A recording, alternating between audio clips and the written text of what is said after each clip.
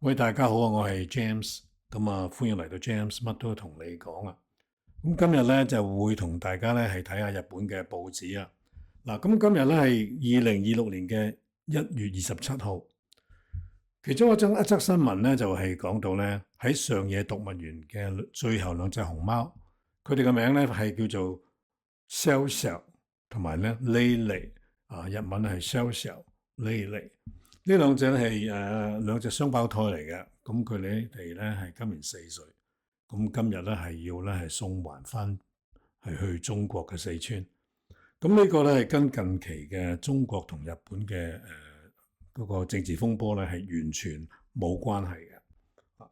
咁啊，原來咧喺1972年咧中日建交嘅時候咧，咁啊中國咧係借咗啲熊貓咧係俾呢個日本嘅。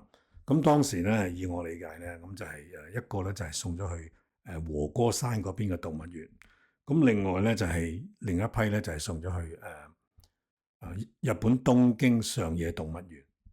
咁今日咧係講緊咧係兩隻雙胞胎啊 Xiao Xiao 同埋 Lei。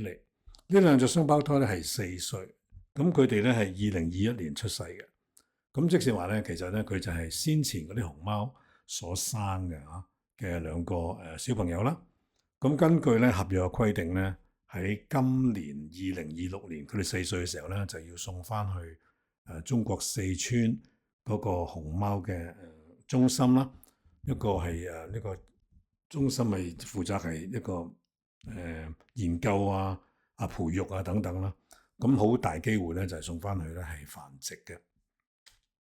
嗱，咁類似嘅送返咧喺今年應該喺舊年2025年嘅6月喺和歌山嗰邊嘅動物園咧，亦都係將嘅4隻嘅熊貓咧送翻去中國。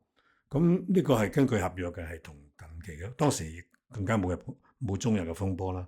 咁所以呢件事咧係一個已經預先咗嘅即係一個活動嚟嘅。咁咧根據嘅媒體報導啦，就係話喺25號咧就係最後一日開放呢個俾市民去參觀嘅。咁呢個上野動物園咧就係有非常多嘅人啦。咁去動物園參觀熊貓咧係要抽籤嘅唔係話我想同熊貓咧係講再見影幅相咁跟住留念啦。唔係嘅，係要抽籤嘅。而當日嗰個抽籤嗰個倍數咧，申請人可以中標嘅機率咧係24.5倍。咁你可以想而知咧，其實係從新聞嘅片段係睇到日本人咧係非常喜歡熊貓嘅，特別係佢哋帶住佢哋嘅小朋友去睇咁樣。咁今次熊貓要翻去四川咧，好多人咧都係好唔捨得嘅。我記得咧，當日咧喺2025年6月嘅時候咧，當係有4隻熊貓喺和歌山嗰邊咧，係要送翻去中國四川嘅時候咧，咁係好多市民啦，同埋好多當地嘅職員啦，都係好唔捨得嘅。咁其實一啲都唔難理解嘅。咁點解咧？因為有啲熊貓咧係喺當地咧培育出嚟嘅。咁先頭咧係借咗隻熊貓，咁佢哋咧係交配啦，咁就會生咗啲小熊貓啦。咁成個過程咧係會有啲工作人員咧一齊嘅陪伴一齊去培育佢哋。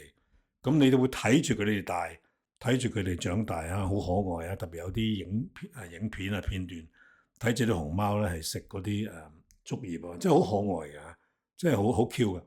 咁你對住佢咁長嘅時間，睇住佢咧成長好多人都喜歡佢。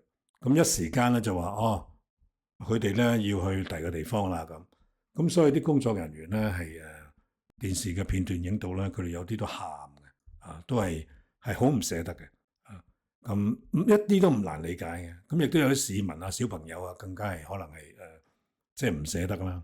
咁而咧另外一樣係個花絮咧就係咧喺附近嘅店鋪咁係譬如今次咁咧喺呢個東京上野動物園附近有啲店鋪咧係賣紀念品嘅，咁係賣一啲嘅主要賣熊貓紀念品啦。咁呢個亦都係好平常即係譬如我哋去海洋公園咁咁你附近可能都有啲紀念品嘅商店啲人會買啲紀念品咁今次咧係熊貓嘅即係送翻去原居地啦。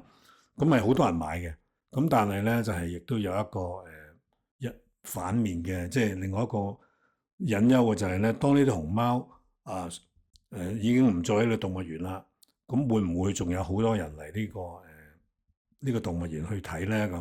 咁商店仲有會唔會好多人去買呢啲係嘅紀念品咧？咁亦都係一個好多人都覺得係擔心嘅。咁無論如何都好啦嚇，咁我覺得就係希望有一個大團圓嘅結局啦。咁咧就根據亦都一啲唔同嘅資料嘅即係報導啦，就係話日本係嘗試去問中國就可唔可以係延續呢一個借貸啊？即係咁，但係根據而家嗰個新聞嗰個睇到啦嚇，大家嗰個關係啦，咁似乎咧就係中國咧係未有回應嘅。咁我亦都覺得係好希望係喺好快嘅將來咁有一個係大團圓嘅結局啦嚇，即係大家開心啦嚇。咁好啦，今日咧講到呢度，咁如果大家喜歡嘅，俾個 like，咁或者咧係加我頻道咁啊，或者亦都可以歡迎俾一啲嘅意見嘅。咁啊，多謝。